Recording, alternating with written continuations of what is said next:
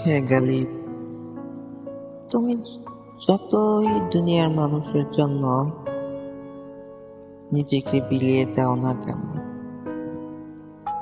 যখন তুমি বিপদে পড়বে তখন একটু পিছে ফিরে তাকিয়ে দেখবে তুমি যার জন্য জান কুরবান করেছিলে সেই লোকটিও তোমার পাশে নেই। হে গালিব, তার জন্যই তো বলে মানুষ গালিব বড়ই নাদান।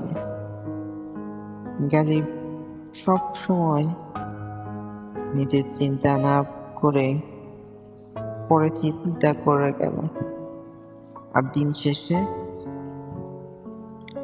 কষ্ট, দুঃখ, একাকিত্ব মির্জা গালিবকেই গিলে খেল।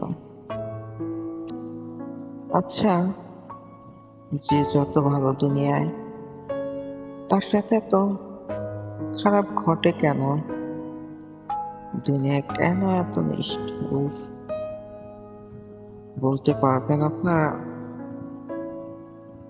তাই বলে গালিবের সামনে কেউ বিপদে পড়লে গালিব কি থেমে থাকবে?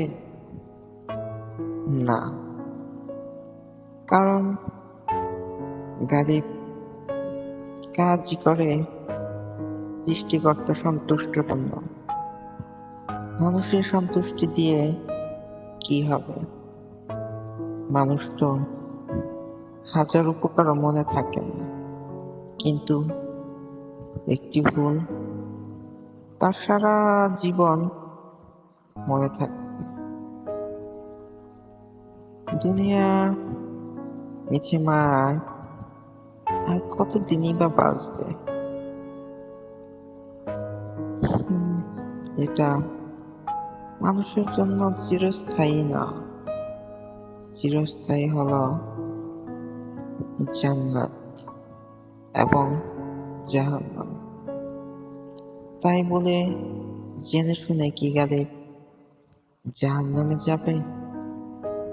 না।